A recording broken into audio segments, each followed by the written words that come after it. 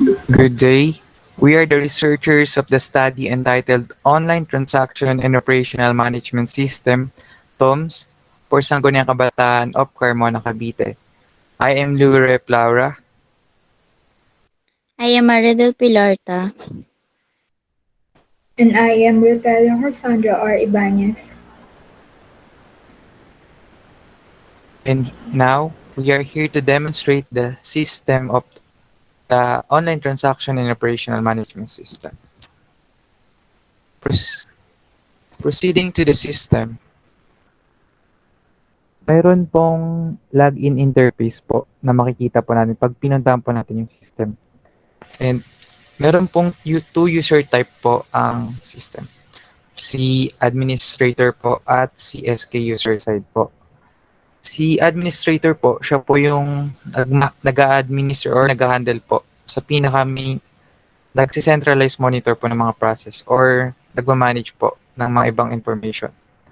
Sa SK user side naman po, ito yung mga, ano po, yung mga 14 barangays na galing po sa SK chairman and SK Treasurer po na nag-handle po ng mga information and data rin po sa system. So, sa administrator po, ang login credentials po ay admin po. Tapos, sa SK user po ay depende po kung ano po yung ilalagay mamaya po sa admin po kung anong login credential po para sa SK user side po. So, pasok na po tayo sa administrator side po, admin po para sa username and password. So, ilalagin po natin ngayon. And papasok na po tayo dito po sa administrator side po. Ayan po, administrator. Ngayon po, nandito po tayo sa home. Welcome to TOMS po. And dito po, makikita po sa slideshow yung mga information about sa SK po or mga activities po nila. Ayan po. Yan, Transaction Operational Management System po, Carmona SK Federation, Municipality of Carmona. Dito po, makikita po natin dito yung information po sa local government of Carmona, Cavite. Ayan po, ano lang po, sample lang po yung nakalagay po. Tapos, ayan po, SK of Carmona, Cavite. Pwede rin po lagyan po ito ng information po sa ating about us content management po. And here is po yung 14 barangays ng Carmona, Cavite. Ayan po yung information. So, ito po yung news and announcement po. Dito po makikita yung mga news and announcement or information po about na pwede natin i-updates dito po. Which ito pong homepage po ay ano rin po to, makikita po sa admin and sa SK site po. And dito naman po ay, ito naman po ang Google Maps po ng Municipality of Carmona. So, tapos na po tayo sa homepage, pupunta naman po tayo sa dashboard. Dito naman po sa dashboard, makikita po natin yung mga aspect of data ng mga nangyayari po sa system po. Tulad na lang po ng mga overall data po sa 14 barangays, sa transaction, sa budget, sa expenses, sa trust fund. And dito naman po is para sa specific barangay na gusto po nating makita sa dashboard. Lari po si barangay 1.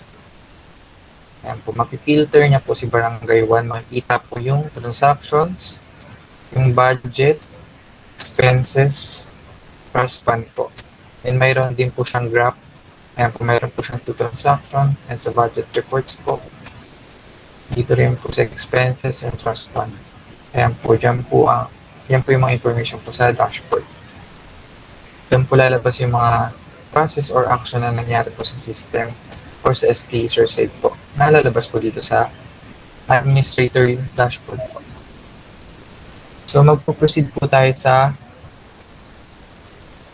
idulo po natin monitor. So, mag-about us muna po tayo para sa management po ng kanina nga pong information sa homepage po. Dito po pwede po mag-update po ng update information about sa local government of Carmona, Cavite and SK Carmona, Cavite.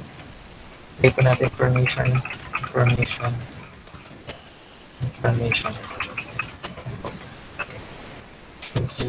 Or mga nakabili.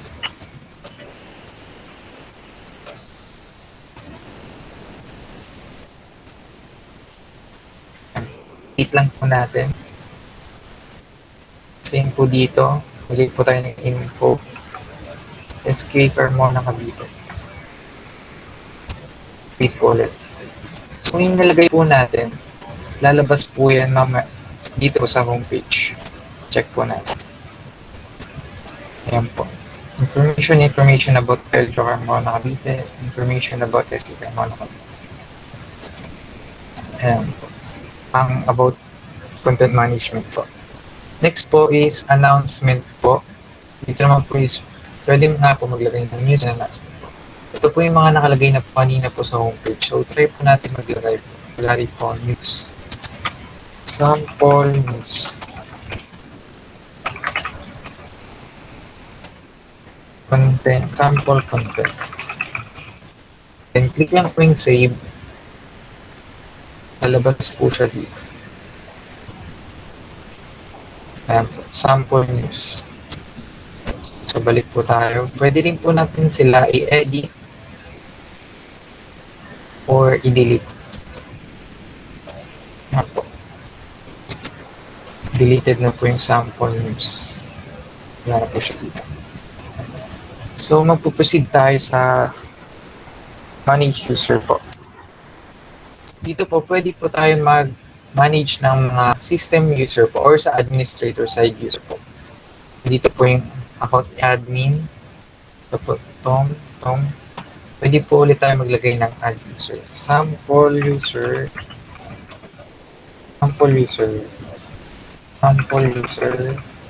Then, yung password po, password that must contain 12 characters that are of at least one number and one uppercase and lowercase. Lagay natin, sample user 1, 2. Sample user 12. Save natin. Yan po. Try po natin i-access si sample user.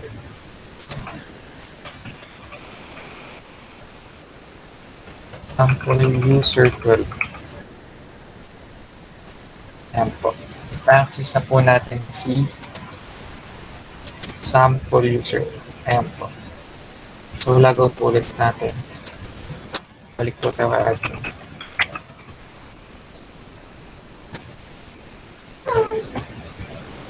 So, dito naman po makikita natin yung mga user history. Ayan po, remove user, about this information, yung mga ginawa po. Ano.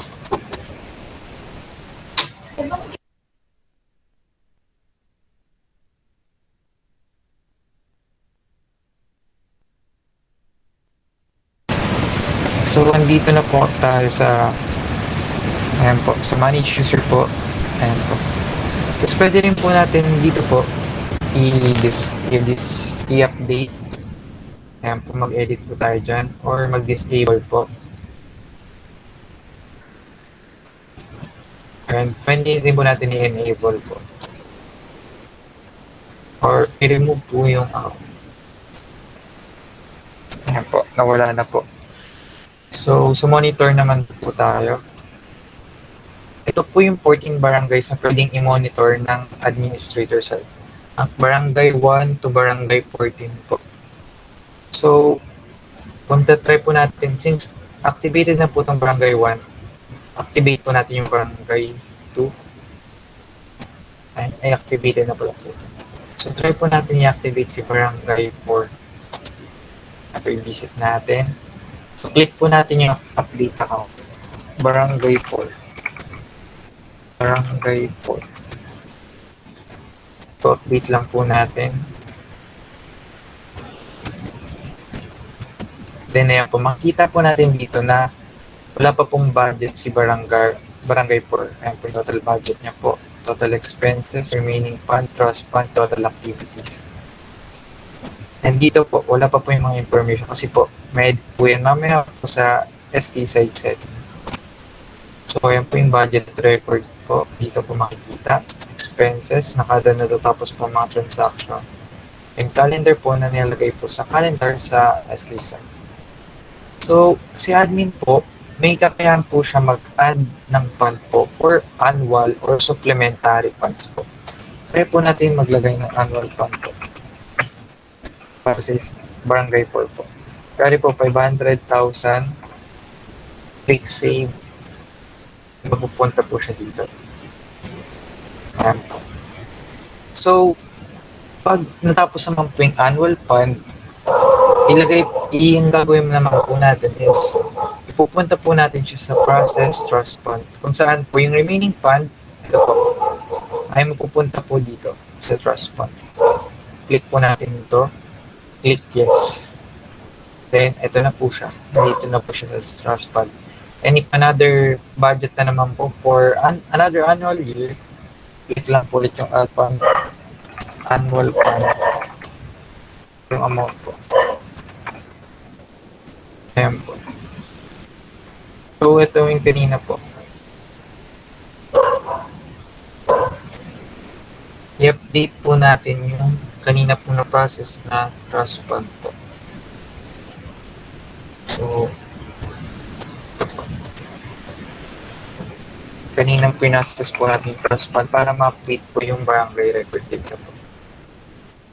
Budget data po. Yan. Trust fund. So, ngayon po, mag-proceed naman po tayo sa SK user side po. Yan po. Bale, barangay or kanina pong nilagay. Barangay po. Stop po.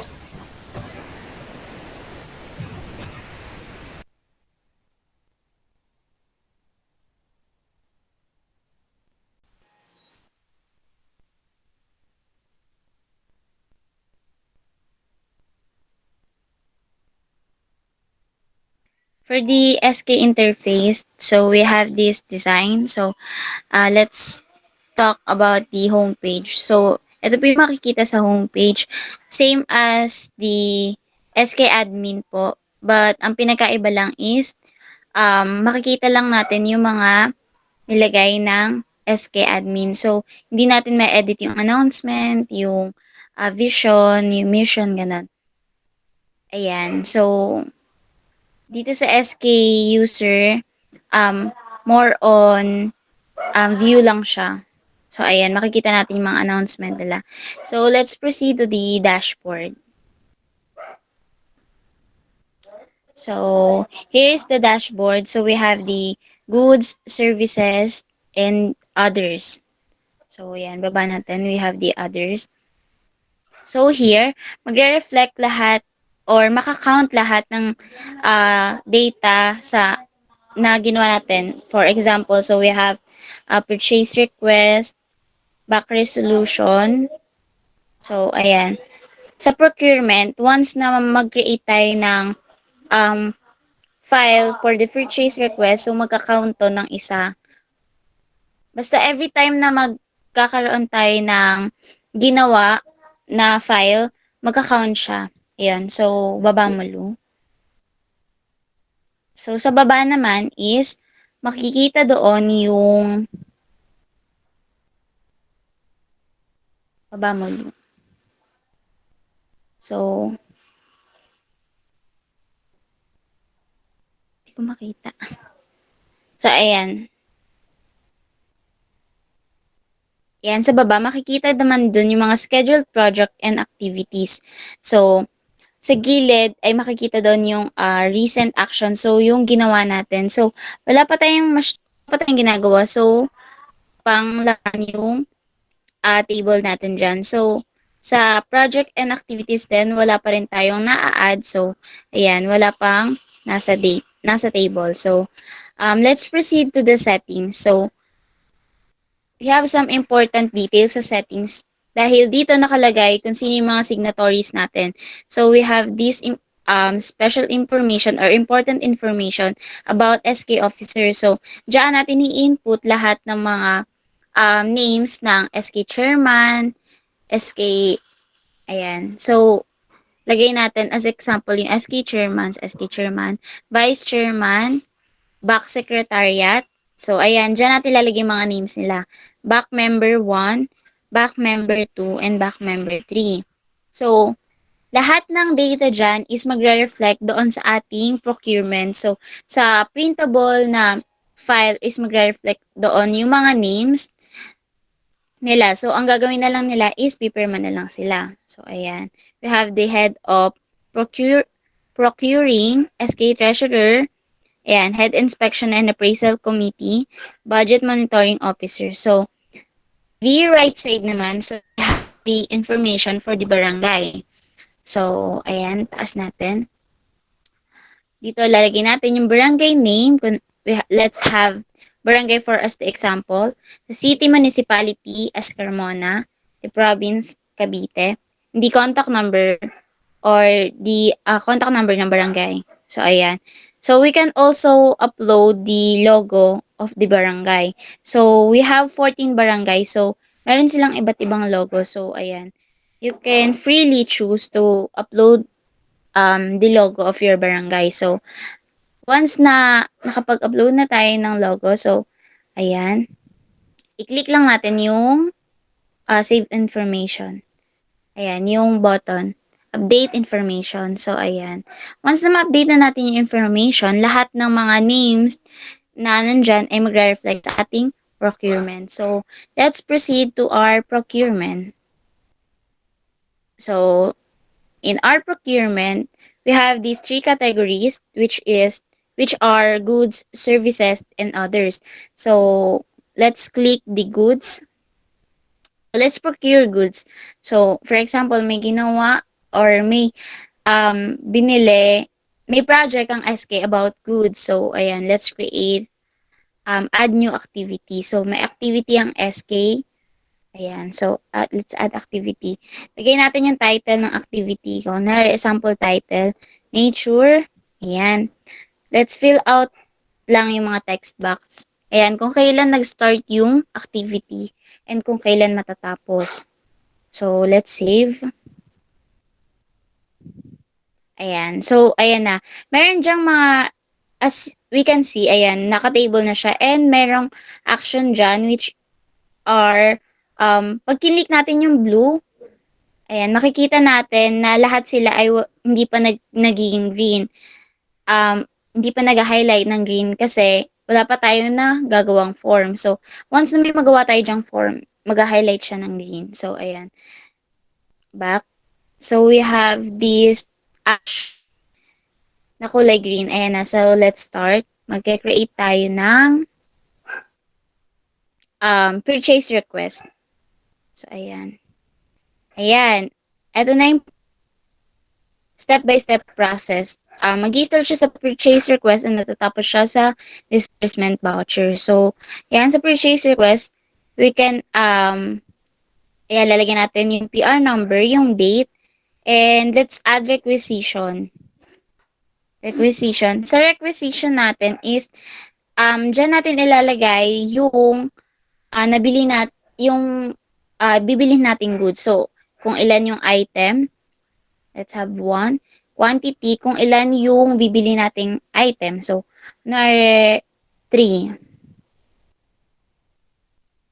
3. Unit of measurement, sample. And, kunwari, inches, ganyan. Description, kung ano yung bibili nating item. And, estimated cost. Kunwari, 50 pesos. So, we have this computation na yung quantity, ita times niya yung estimated cost, ita times niya yun sa quantity. So, yung estimated cost natin is nagkakalaga ng 150. So, let's add.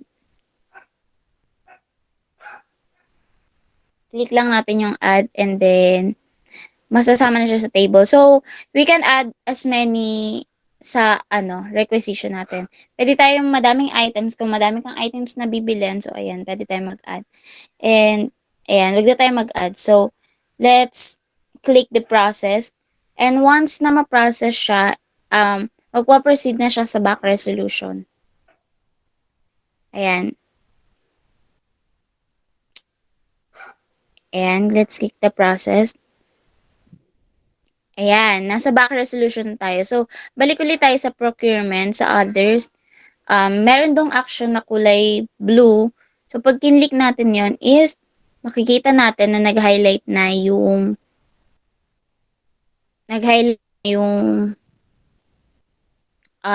purchase request. Kasi tapos na tayo sa purchase request. Ayan, di ko makita.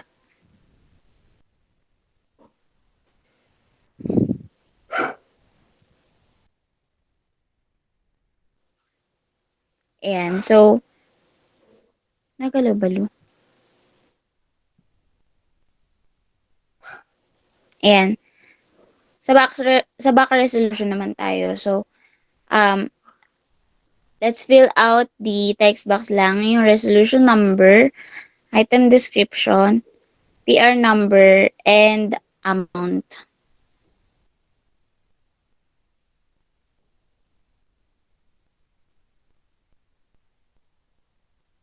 Ayan. Click process, ganun din siya magpo-proceed din siya sa quotation. So, ayan. So, next step natin. So, ayan. Makikita ulit natin yan sa goods na nag-highlight na yung ayan. Ito na yung bids and awards committee. So, dito is printable na rin siya. So, ayan. As you can see, nalagay natin dyan kung magkano yung nalagay natin dyan kung yung procurement, yung purchase request, ayan, yung total amount. So, ayan. Sa baba, andun na din yung mga signatories natin. So, ayan, printable yon. Next is the quotation. So, ayan. Lalagay lang natin yung purpose, quotation. And meron ditong 3 suppliers. So, sa quotation, we have the maximum 3 suppliers. So, ayan, mag-a-add tayo ng supplier. Kunwari, supplier 1, ay A. Supplier A na lang. Tapos yung address ni supplier, tsaka yung date, kung kailan nag-start.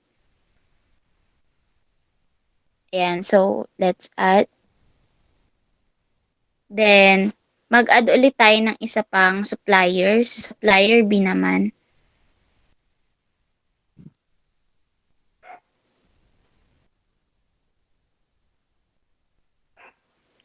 And then, ayan, yung address din ng supplier B, and then yung date.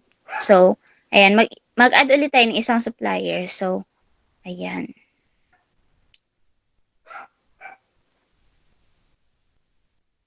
Si supplier C naman. And then, add. As you can see, tatlo na yung supplier natin. So, every supplier, pwede tayong mag-add ng quotation. Kung, ayan, every supplier ay meron silang iba't ibang prices ng item. So, dito, mangyayari yung bidding natin. Kung sino yung pinakamababang price, ay yung kukunin. So, ayan. Add tayo, kunwari. Ayan. So, add natin.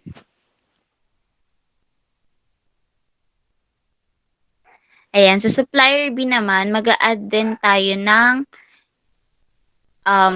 quotation din.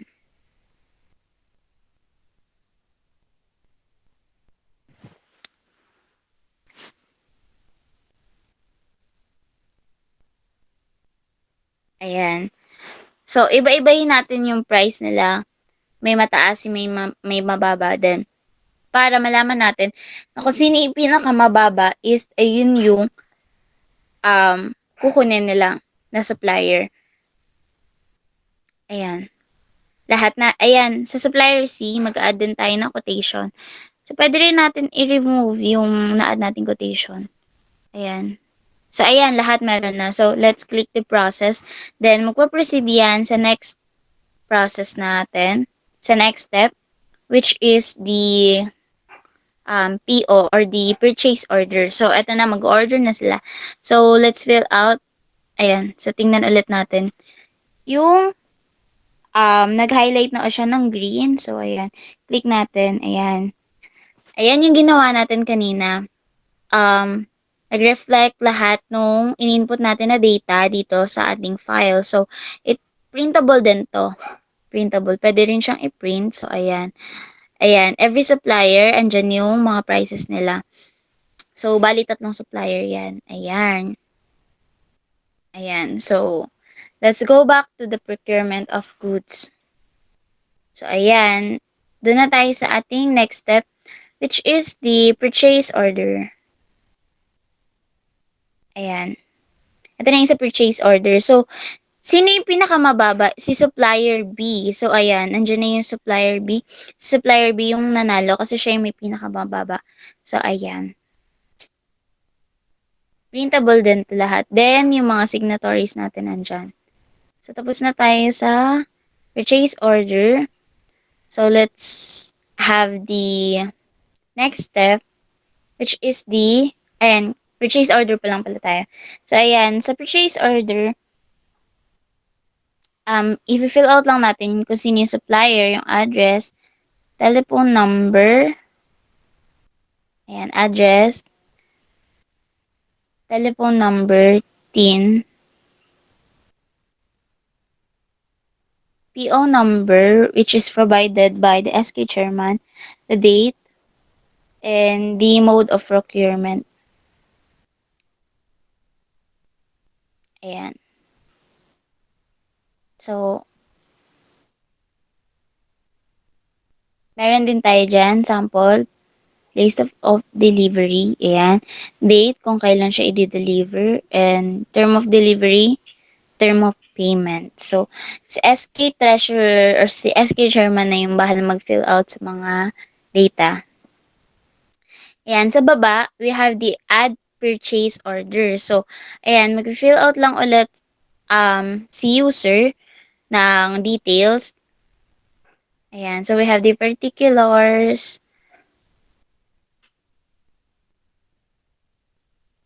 the quantity, unit cost, amount. So, ayan. So, we have quantity 12 to multiply by unit cost. So, we have 480. So, add natin siya. So, automatic na nagko-compute yung quantity times unit cost. So, ayan. Pag kinlik natin yung process, ayan, pupunta tayo sa next step ng ating procurement, which is the PAR or the PA receipt. So, ayan. Tignan ulit natin kung nag-highlight na ba ng green yung purchase order. So, ayan. Click natin yung file. So, ayan. Lahat ng in-input nating data magre-reflect dito sa ating file. So, ayan. Lahat.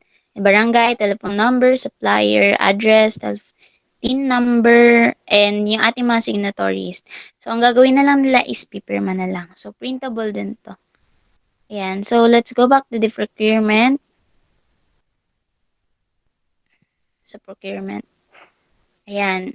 Doon naman tayo sa PAR or sa PA receipt. So, ayan.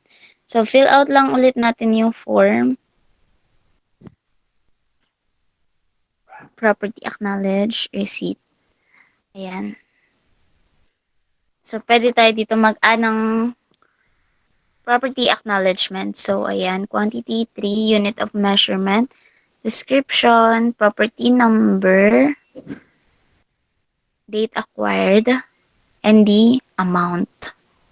Ayan. So, click lang ulit natin yung add and then pupunta na siya sa table. So, you can add as many property acknowledgement dito. Pwede rin natin siyang i-remove. So, ayan. So, pag click natin yung process, magpo-proceed siya sa next step, which is the AI report. So, ayan. And sa AI report, fill out lang ulit natin yung kailangan. IAR number, date, supplier, PO number, date, RIS number, date. Ayan. So, ayan. Fill out lang natin lahat ng needed information. Then, click tayo sa, ayan, add acceptance and inspection. So, ayan. Pwede ulit tayo mag-add dyan kung ilang quantity, unit cost, and then the description. So, dito sa mga form na to is, kailangan mo lang i-fill out lahat ng needed information and then magre-reflect siya dun sa file. So, add, and let's now click the process to proceed to the next step or to the last step. So, ayan. Ayan na. Process na natin. Ayan, nandito na tayo sa pinaka-last step natin, which is the disbursement voucher. So, fill out lang natin lahat ng needed information. And then, let's add disbursement voucher.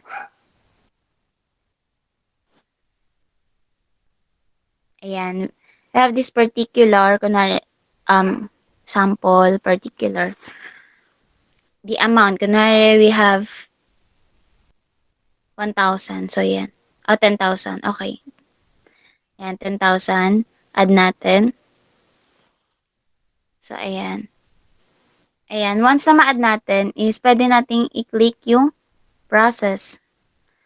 So, dito, bago tayo makapag-process ng disbursement voucher, kailangan may password para hindi tayo agad-agad makakapag-disburse ng voucher.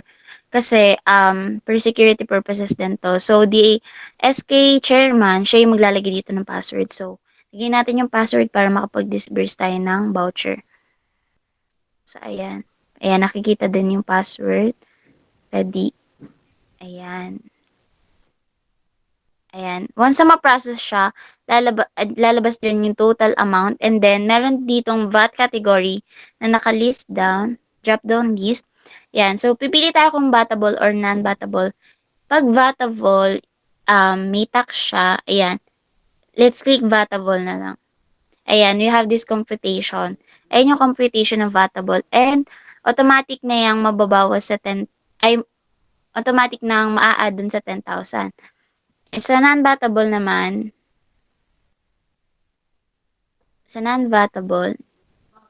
ayan yung,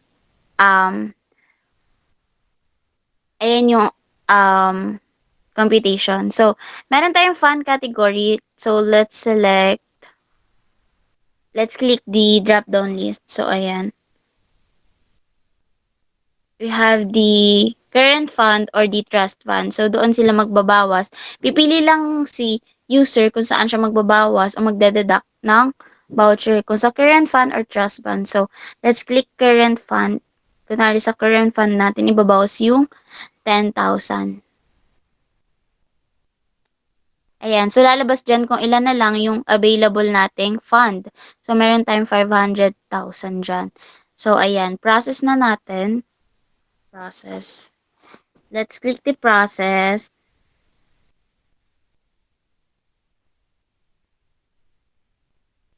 Ayan. So, as you can see, yung status niya is success na kasi natapos na natin yung pinaka-last step ng procurement. So, sa action, napapansin natin na nawala na yung delete section or delete button. It's because na once na matapos natin yung process ay hindi na natin pwedeng i-delete. Kasi yung na-disburse nating voucher ay nababawas na doon sa ating budget. So let's see kung nabawas na nga siya sa budget. Let's go to the budget. So kanina meron tayong budget na 500,000. So, ayan. Ang current budget na lang natin now is 490,000. So, yung total expenses natin, nadagdagan din ng 10,000. Ayun yung na-disburse nating voucher. So, sa baba naman yung table na ginawa natin kanina sa procurement.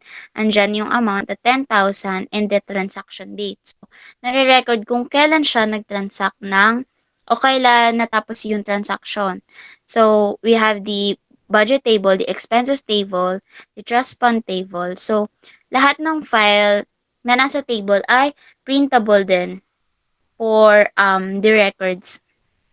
Kunwari, yung COA manghingi ng records. So, napiprint din sila. Ayan. Para may copy din ang ating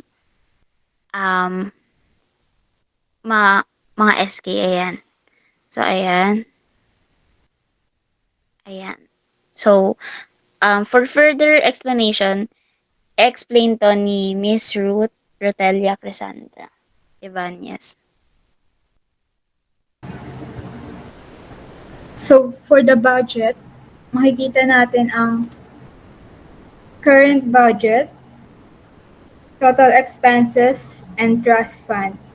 So, sa current budget, ito ang budget na prinasas ni admin since si admin lang ang pwedeng mag-add ng annual fund kada year sa 14 barangays. So, pag clinic ang budget sa budget record, makikita dyan ang record ng budget. Ang transaction name, amount, status, at transaction date kung kailan siya prinasas. So, pag clinic ang add new fund, pwedeng mag-add si SK user ng donation budget or supplementary budget. Ayan. I-add ang fund details, ang name at amount. So, pag sinave siya is makikita na siya sa current budget. Madadagdag na siya. Ayan siya. So, yung total expenses naman ay ang record ng expenses na nagmumula sa procurement. So, ayan, pag clinic yung expenses, makikita ang transaction name, amount, and transaction date ng kung kailan ginawa yung procurement na dinagdag sa expenses. Ayan, sa pag clinic naman yung add expenses button, this is mga expenses na hindi included sa procurement process. So, pag clinic siya, i-add lang ang expenses details, ang name, and amount.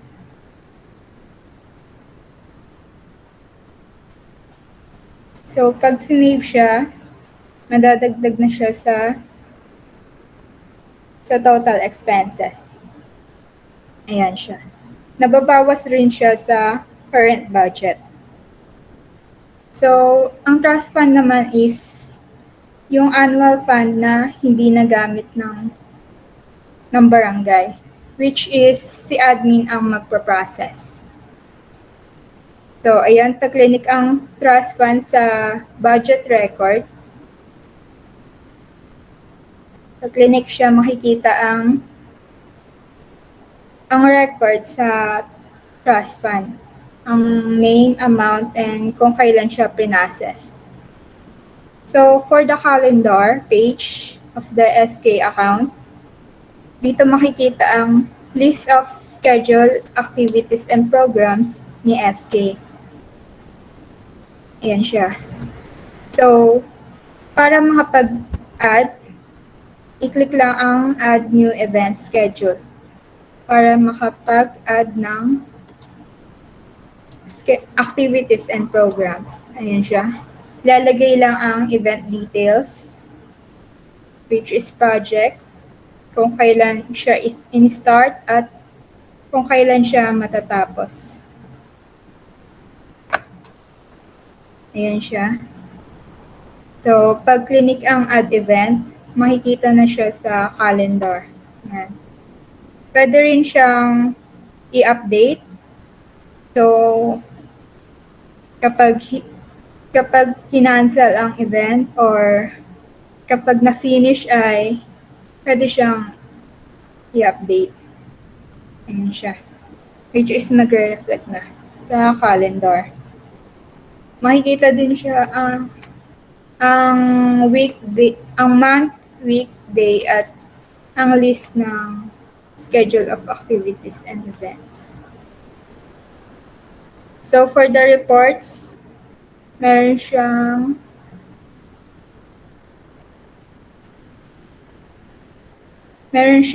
4 subsections. So for the procurement of goods, ayan. Dito makikita ang record ng mga procurement goods. Ayan siya. Makikita ang chart na monthly chart for the goods report. And Sa baba ay makikita ang table for the reports. Makikita dyan ang title, nature, date start, date end, and status niya at kung kailan siya create. So, itong reports na to ay pwede rin siyang i-print and i-download sa iba't ibang form. Ayan siya. Pwede siyang i-print for record purposes. So, for the procurement services, ayan, pareho lang din siya sa the procurement of goods. Makikita rin ang record ng procurement services, monthly record.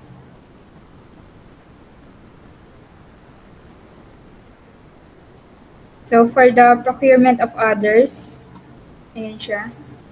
Since wala pa tayong datang nilagay, wala pa siyang data na makikita.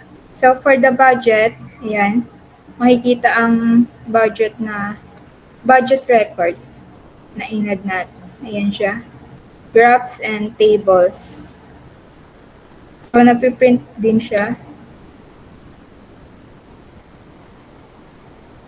for record purposes din.